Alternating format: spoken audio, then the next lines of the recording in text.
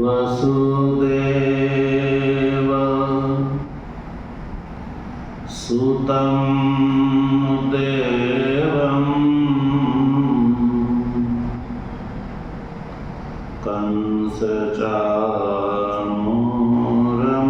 कंसचाणूरमर्दनम् देवकी परमानन्दम्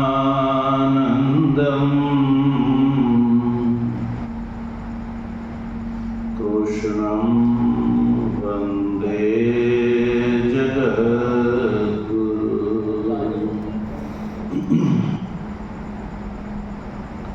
मूकं करोति वाचालं पङ्गुं लङ्घयते यत्कृपा तमहं वन्दे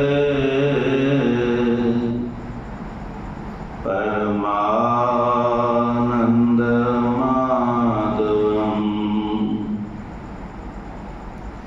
शङ्करं शङ्कराचार्यं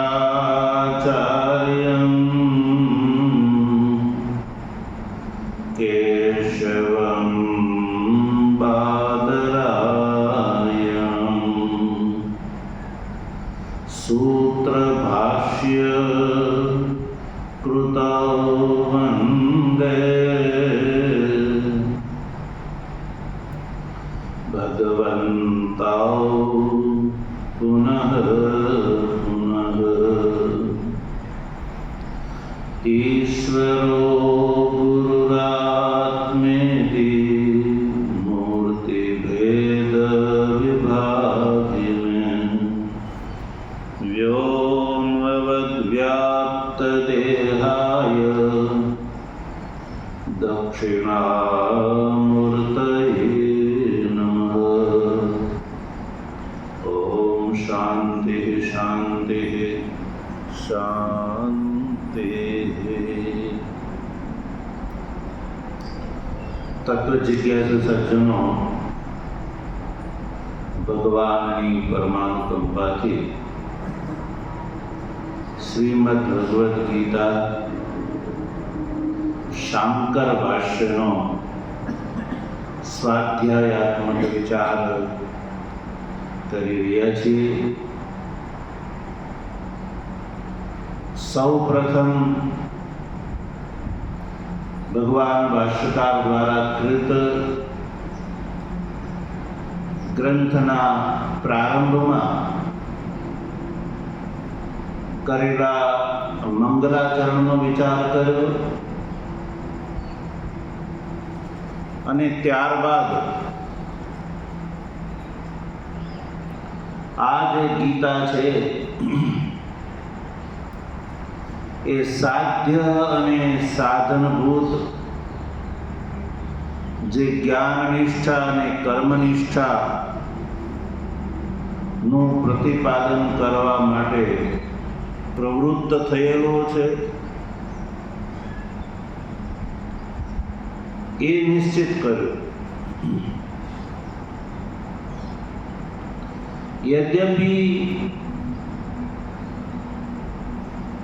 ये बात निश्चित है कि भगवानનો અવતાર ભૂમિનો ભાર ઉતારવા માટે છે,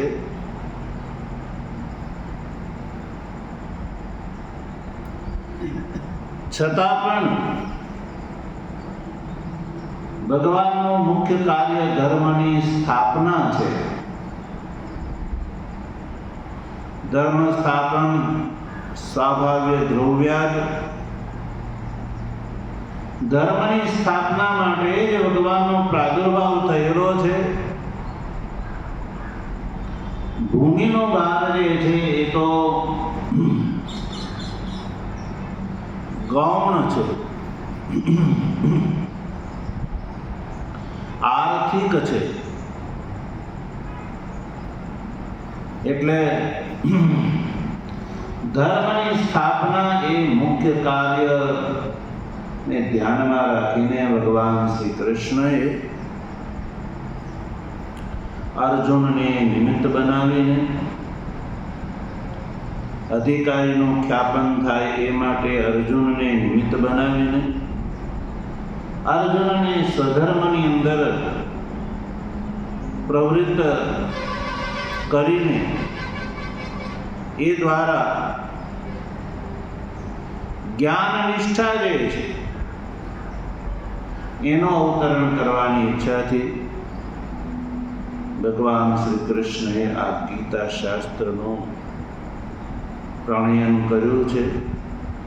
એટલે આ ગીતા શાસ્ત્રનો આ જ્ઞાન નિષ્ઠા અને કર્મ નિષ્ઠા છે એ વિષય છે, એ નક્કી થઈ જાય છે. એ વાત ભગવાનથી લઈને અર્જુનાય ઉપદિદેશ એ ભાષ્ય ગ્રંથની રચના કરી અને આ વાતનું ભાષ્યકારે સમાધાન કર્યું. ત્યારબાદ એક બીજી આશંકા અને આક્ષેપને નિવૃત્ત કરવા માટે ભગવાન આ સંસારના સ્રષ્ટા છે એવું કહે છે.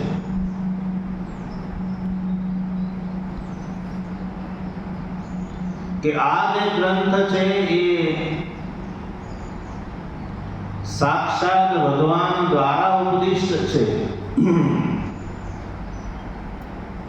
કોઈ સામાન્ય મનુષ્ય બુદ્ધિ પરિકલ્પિત આ ગ્રંથ નથી. એટલે કોઈ અનઆપ્ત પ્રણીત આ ગ્રંથ છે એવી શંકા જો કરે તો એ શંકા યોગ્ય નથી. કારણ કે મહાપુરુષો એનું જ વ્યાખ્યા લખે છે જે ગ્રંથ આપ્ત પ્રણીત હોય. આપ્ત એટલે જેની વાતને સંસારમાં પ્રમાણ માનવામાં આવે એને આપ્ત કહેવામાં આવે છે. આપ્ત પુરુષ.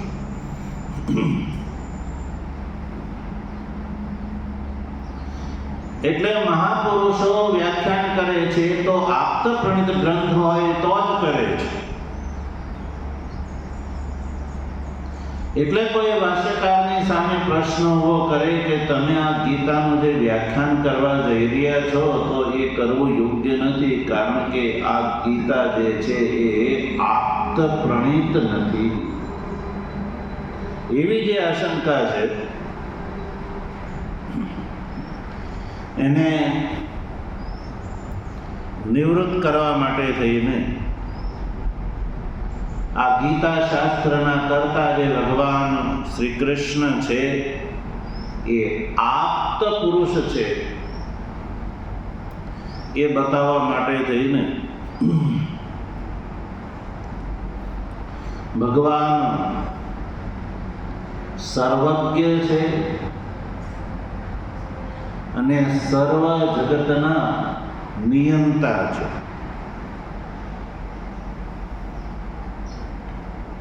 સર્વ જગતના કર્તા છે. એટલે ભગવાન આપ્ત છે, અનાપ્ત નથી.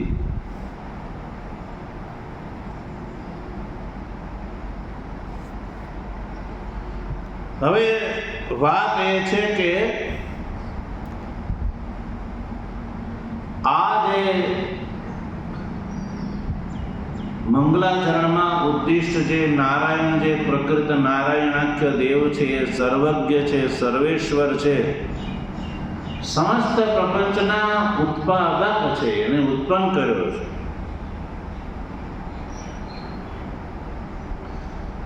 એટલે આવા જે ભગવાન નો અનુગ્રહ જેની ઉપર થાય છે એ અનુગ્રહિત મનુષ્ય દ્વારા કોઈ કૃતિ કરી હોય તોય એને આપ્ત માનવામાં આવે છે. તો ભગવાન શ્રી કૃષ્ણના આપતત્વની તો પછી વાત જ શું રહે? ભગવાન દ્વારા અનુગ્રહિત મનુષ્ય જો હોય એની અંદર આપ્ત માનવામાં આવે, એને આપ્ત પુરુષ માનવામાં આવે, તો ભગવાનની અંદર તો પરમ આપ્તત્વ સિદ્ધ થઈ જાય છે. ભગવાનમાં તો પરમ આપ્તત્વ. ઈશ્વર અનુગ્રહિત મનુષ્યની અંદર જો આપ્તત્વ આવતું હોય તો ખુદ સાક્ષાત ભગવાન જ્યારે આ સાધ્ય સાધનભૂત જ્ઞાન નિષ્ઠા અને કર્મનિષ્ઠાનો ઉપદેશ જે ગીતાની અંદર કરે છે, તો ભગવાનની અંદર તો પરમ આપ્તત્વ સિદ્ધ થઈ જાય છે. એટલે અનઆપ્તત્વ જે છે એ શંકા નિર્મૂળ છે. એટલે ભગવાનને આ જગતના કરતા બતાવ્યા પ્રારંભમાં. સ ભગવાન સૃષ્ટ્વા ઇદમ જગત. સ એટલે મંગલાચરણમાં જેને નારાયણ શબ્દથી કીધું, એ નારાયણ જે છે એ ભગવાન ઐશ્વર્યાદિ ભગથી યુક્ત ભગવાને ઇદમ જગત સૃષ્ટવા એટલે કે આ સંસારની એને રચના કરી.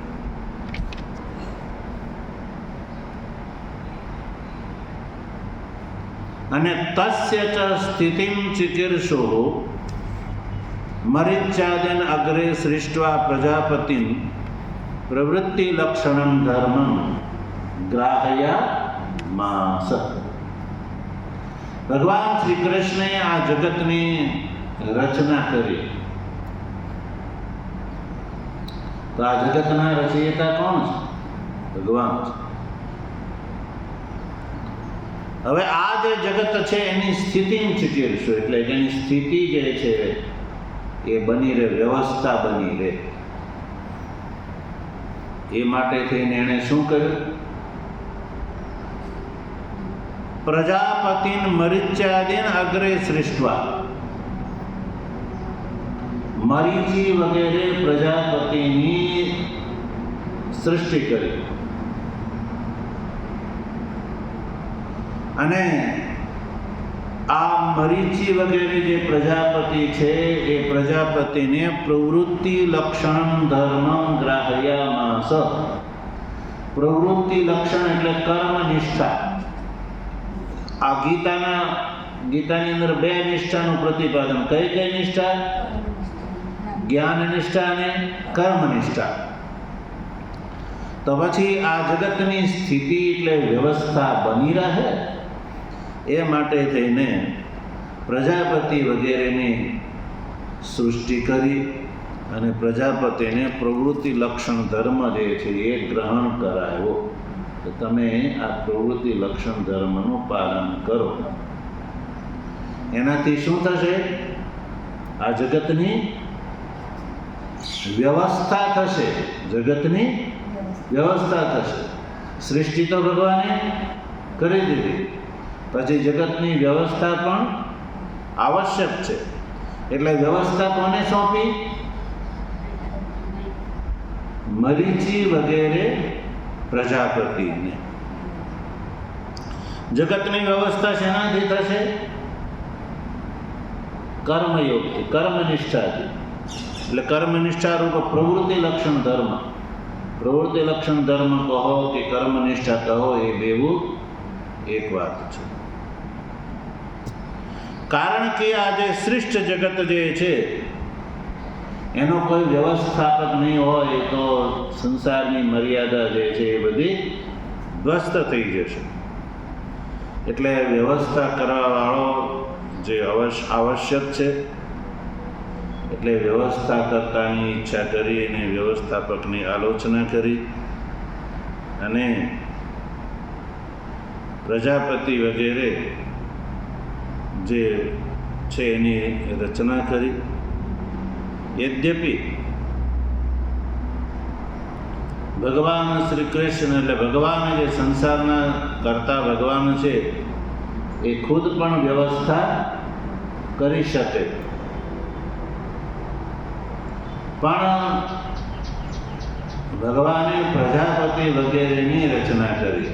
પોતે વ્યવસ્થા એટલા માટે ન કરી કે જો પોતે વ્યવસ્થા કરે તો એની અંદર વૈષમ્ય અને નૈર્ગૃણ્ય દોષ આવી શકે.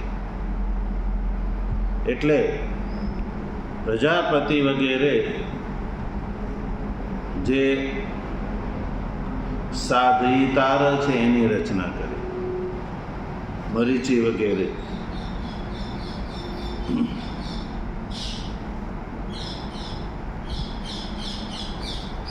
અને એ મરીચી વગેરેને કહ્યું કે આ પ્રવૃત્તિ લક્ષણ ધર્મ જે છે એ ગ્રહણ કરાયો.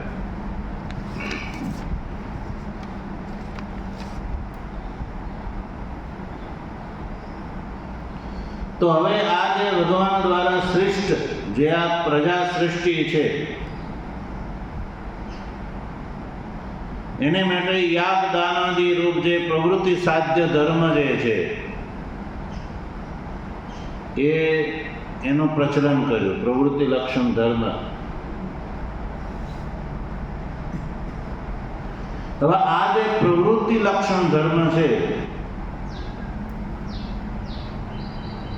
એ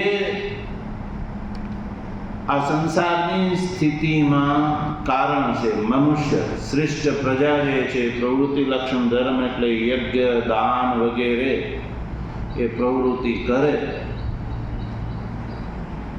અને એના ફળ સ્વરૂપે આ સૃષ્ટિ જે છે એ આગળ ચાલ્યા કરે.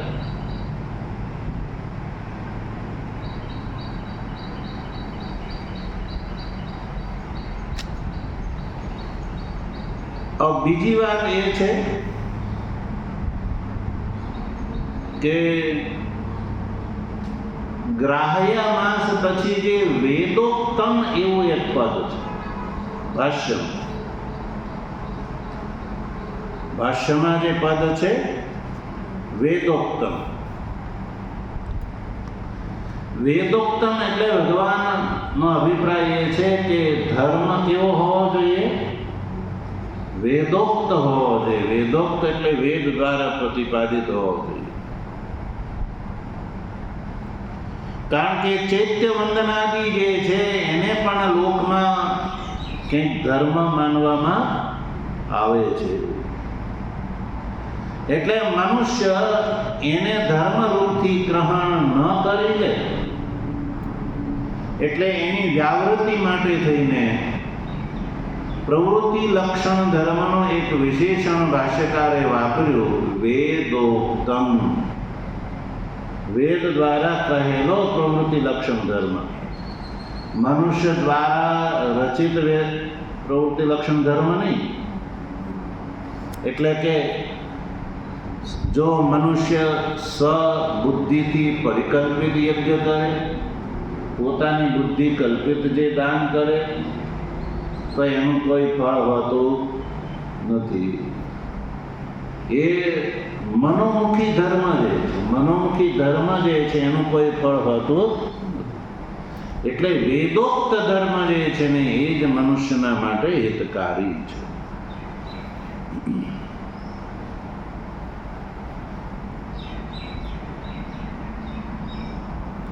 એટલે વેદોક્ત પદ વાપર્યું. એટલે ધર્મ જે છે એ વેદોક્ત જ હોવો જોઈએ. પ્રવૃત્તિ લક્ષણ ધર્મથી અભિપ્રાય છે વેદમાં કહેતો કર્મકાંડ. વેદોક્તથી અભિપ્રાય છે વેદનો જે કર્મકાંડ ભાગ એ વેદ શબ્દથી ગ્રાહ્ય છે. એટલે પ્રવૃત્તિ લક્ષણ ધર્મ જે છે એ કર્મકાંડ અનુસાર મનુષ્ય કરે તો એના કારણે આ સૃષ્ટિની વ્યવસ્થા જે છે એ ચાલ્યા કરે છે. કઈ રીતે આ સૃષ્ટિની વ્યવસ્થા ચાલશે? પ્રજાપતિને ઉત્પન્ન કર્યા ને એને આ પ્રવૃત્તિ લક્ષણ ધર્મ ગ્રહણ કરાયો તો એનાથી આ સૃષ્ટિની વ્યવસ્થા સજ્જનો કઈ રીતે ચાલી શકે? તો એ પણ આપણે જોઈ લઈએ. ત્રીજા અધ્યાયમાં જો ત્રીજા અધ્યાયમાં એક શ્લોક છે, 10મો શ્લોક આવ્યો. ત્રીજા અધ્યાયનો 10મો શ્લોક. 10મા શ્લોકમાં શું કીધું કે સહયજ્ઞા પ્રજા સૃષ્ટ્વા પુરોવાચ પ્રજાપતિ અનેન પ્રસવિષ્યદ્વ મેષવો સ્વિષ્ટકામ દુઃખ દેવાન ભાવયતામેન તે દેવા ભાવયંતુ વઃ પરસ્પરમ ભાવયંતઃ શ્રેયઃ પરમ વાપ્સ્યથ.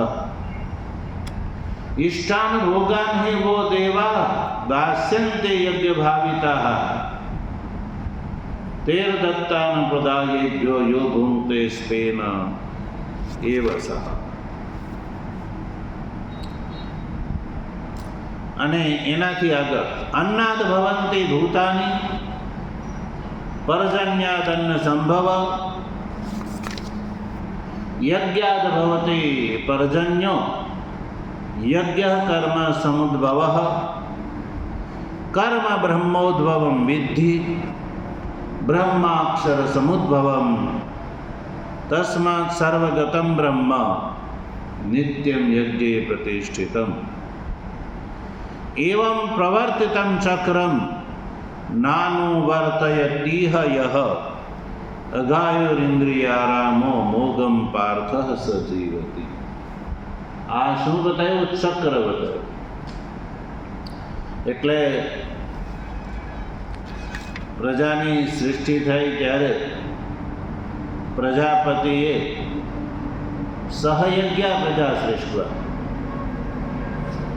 સહયજ્ઞાથી અભિપ્રાય છે યજ્ઞ સહિત, યજ્ઞની સાથે પ્રજાનું સર્જન કર્યું. વર્ણાશ્રમ પ્રજન સર્ગના આદિની. અને તત્કાલીન મનુષ્યને કહ્યું કે હે મનુષ્યો અનેના પ્રસવિષ્યદ્વમ, આ યજ્ઞદાનાદિથી તમે અભિવૃદ્ધિને પ્રાપ્ત કરશો, તમે ફલશો ફૂલશો. પ્રસવિષ્યદ્વમ કહ્યું. પ્રસવનો અર્થ છે વૃદ્ધિ, એટલે વૃદ્ધિને પામશો. તમારે ત્યાં સંતતિનું નિર્માણ થશે અને સંતતિથી તમારી પરંપરા આગળ વધશે. અને આવશ્યક જે પદાર્થો છે, આલોકના પદાર્થોની જ્યાં સુધી વાત છે, યા મોક્ષની જ્યાં સુધી વાત છે, એ આ બંને તમને આ પ્રદાન કરશે. એશ તો ઇષ્ટકામ દુઃખ, આ યજ્ઞાદિ જે છે, જે અનુષ્ઠેય છે, જે સાધન છે, એ તમારા માટે ઇષ્ટકામ દુઃખ છે. એટલે તમારે આલોકના લાભ લેવો હશે તો એ પ્રાપ્ત કરાવશે, અને પરલોક એટલે મોક્ષનો લાભ એ પણ તમને આ યજ્ઞાદિ પ્રાપ્ત કરાવશે. કારણ કે યજ્ઞ દ્વારા દેવતા પ્રસન્ન થશે.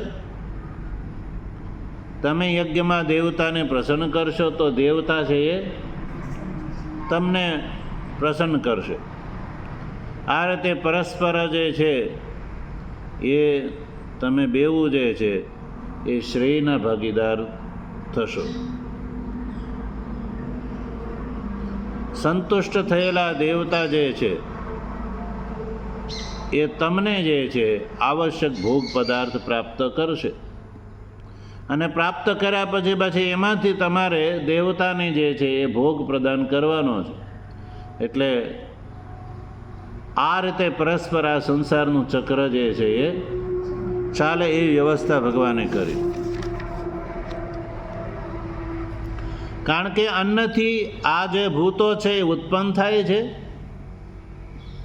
અન્ન છે એ વરસાદથી થાય છે, વરસાદ યજ્ઞથી થાય છે, યજ્ઞ છે એ કર્મથી થાય છે, કર્મ જે છે એ વેદથી થાય છે. કર્મનો અર્થ છે અહીંયા યજ્ઞ અને બ્રહ્મનો અર્થ છે અહીંયા વેદ. વેદથી ઉત્પન્ન થાય છે એવું તો જાણ. એટલે સંપૂર્ણ સંસારની વ્યવસ્થા જે છે એ આ પ્રવૃત્તિ લક્ષણ ધર્મ યજ્ઞ દાનાદિને આધીન છે. એટલે યજ્ઞ દાનાદિ જે છે જે સંસારની વ્યવસ્થામાં કારણભૂત છે એ વેદોક્ત પદ્ધતિથી કરવાના છે. મનુષ્ય બુદ્ધિ પરિકલ્પિત ધર્મ નહીં પણ વેદોક્ત. હવે એ વાત થઈ પછી ત્યારબાદ ભાષ્યકાર આગળ લખે છે તતઃ અન્યાંશ્ચ સનક સનંદનાદીન ઉત્પાદ્ય નિવૃત્તિલક્ષણમ ધર્મ જ્ઞાન વૈરાગ્ય લક્ષણમ ગ્રાહ્યમાસ.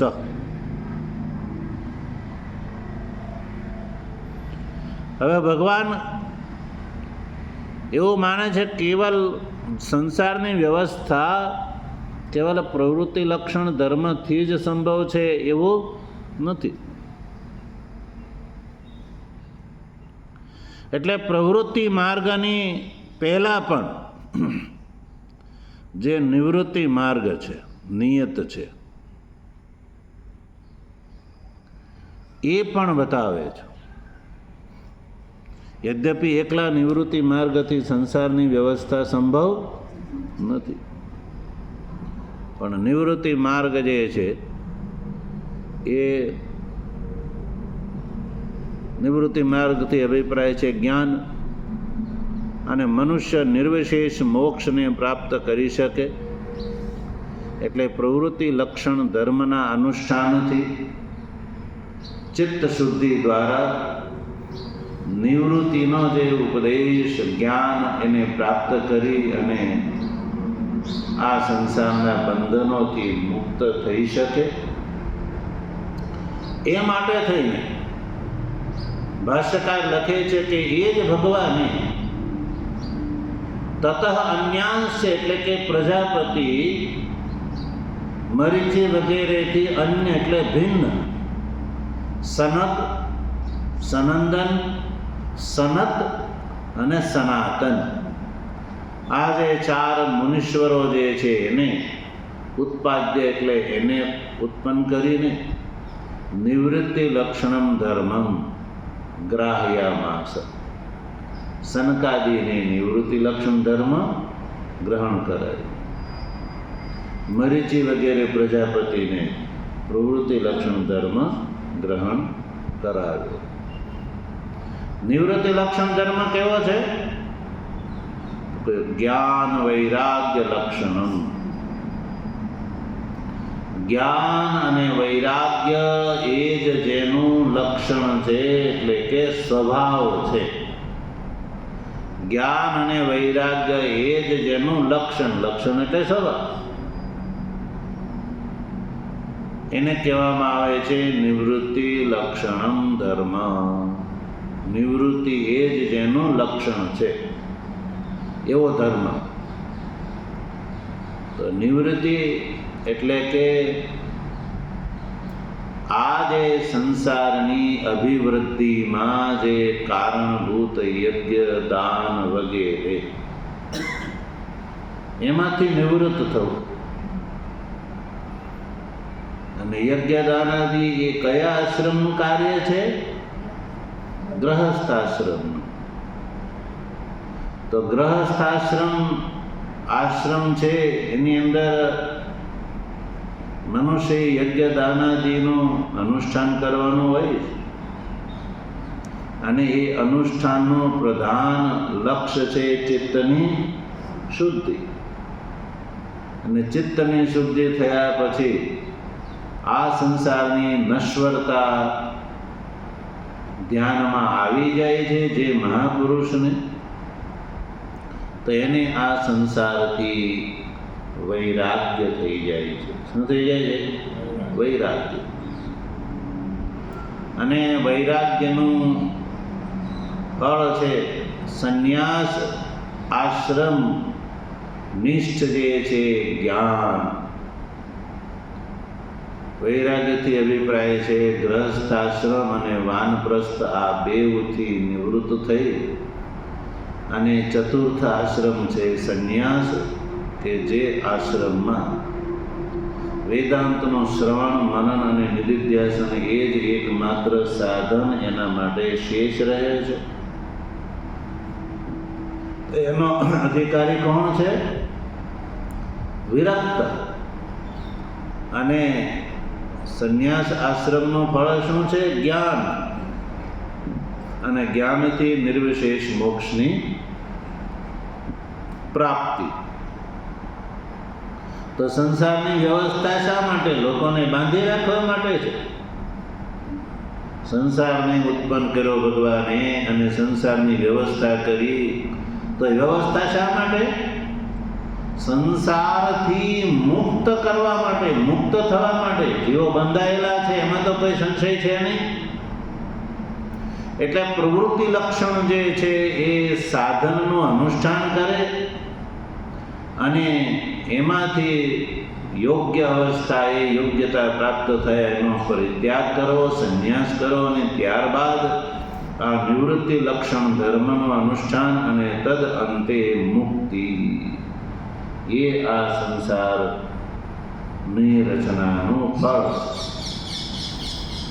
એટલે જ્ઞાન વૈરાગ્ય લક્ષણમ નિવૃત્તિ લક્ષણમ ધર્મ ગ્રહણ કરાય.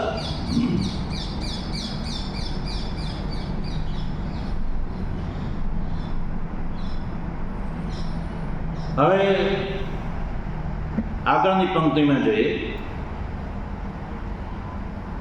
ભાષ્યકાર આગળ લખે છે દ્વિવિધો હિ વેદોક્તો ધર્મ.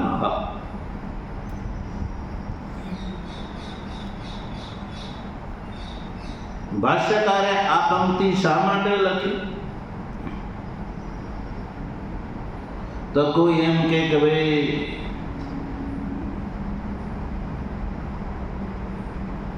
કે ધર્મના વિષયમાં તો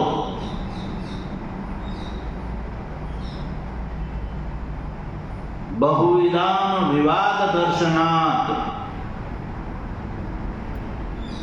ધર્મને જાણવા વાળાઓ જે છે એ બહુ છે, બહુવિધ છે.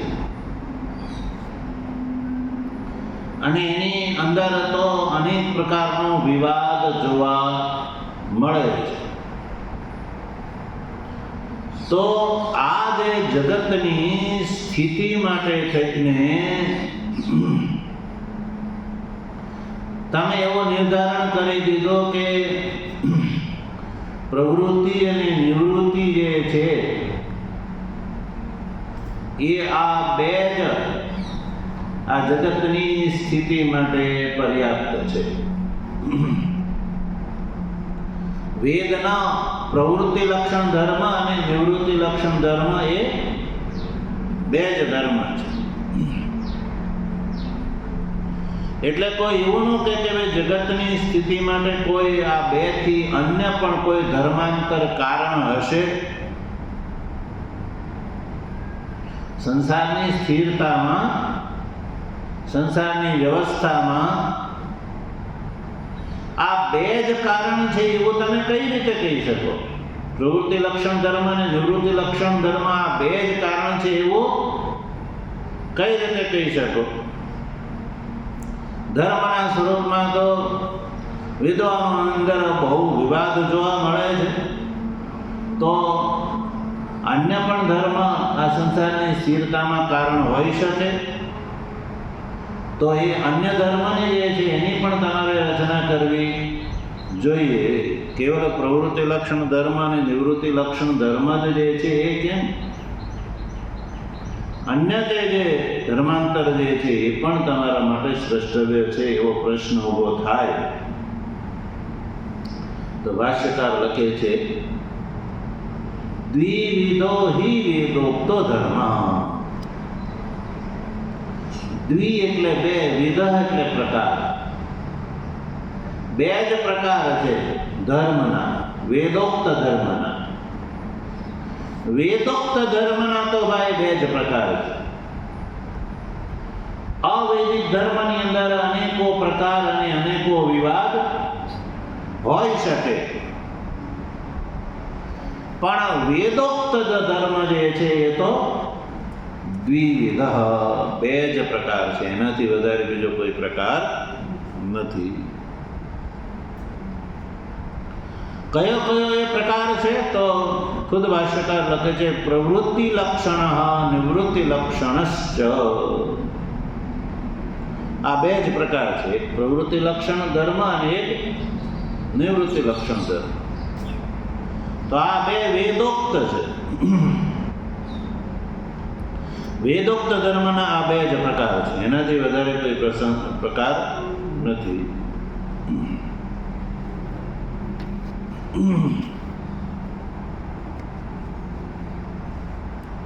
અન્ય આ ધર્મના જે વેદોક્ત ધર્મ છે પ્રવૃત્તિ અને નિવૃત્તિ, એ વેદોક્ત છે અને એના બે જ પ્રકાર છે. અન્ય જે ધર્મો જે છે એ કોઈ દ્વારા પ્રણીત હોઈ શકે,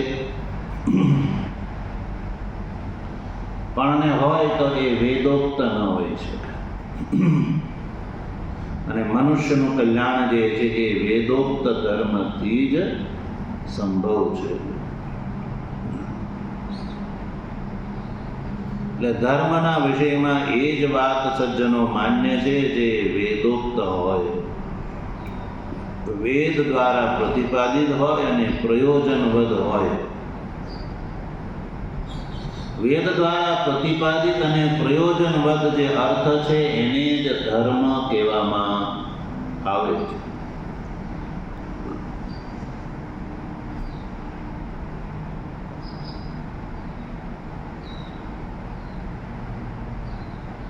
હવે આ જે બે ધર્મ છે વેદોક્ત પ્રવૃત્તિ અને નિવૃત્તિ, એ બેઉ શા માટે છે એ બતાવજો. તત્ર એક જગત સ્થિતિ કારણમ. આ જે બે વેદોક્ત ધર્મ છે કયા કયા? પ્રવૃત્તિ અને નિવૃત્તિ. તત્ર તત્ર મને આ બે ધર્મોમાં, એક એટલે બેમાંથી એક, જગત સ્થિતિ કારણમ. આ બેમાંથી એક જે પ્રવૃત્તિ લક્ષણ ધર્મ જે છે એ જગત સ્થિતિ કારણ, આ જગતની સ્થિતિનું કારણ છે.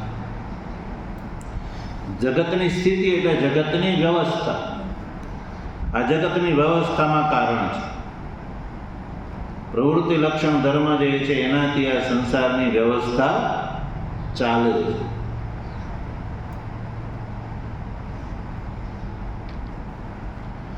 અને બીજી વાત એ છે કે આ જે જગતની સ્થિતિનું કારણ જે આ પ્રવૃત્તિ લક્ષણ ધર્મ છે એ પ્રાણીનામ સાક્ષાત અભ્યુદય નિઃશ્રેયસ હેતુ. આ જે પ્રવૃત્તિ લક્ષણ ધર્મ જે છે એ પ્રાણીને માટે સાક્ષાત અભ્યુદયનું પણ સાધન છે અને નિઃશ્રેયસનું પણ સાધન છે. કારણ કે આ જે સંસાર અંતપાતી જે જીવો છે, પ્રાણીઓ છે, એ પહેલા પ્રવૃત્તિ લક્ષણ ધર્મનું અનુષ્ઠાન કરે.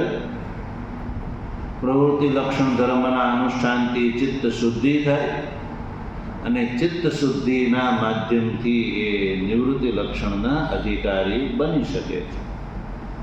એટલે પ્રાણીઓને માટે સાક્ષાત અભ્યુદય અને નિઃશ્રેયસ એ બેઉમાં હેતુ છે. જો પ્રવૃત્તિ લક્ષણ ધર્મ છે ને એ સાક્ષાત અભ્યુદયમાં કારણ છે.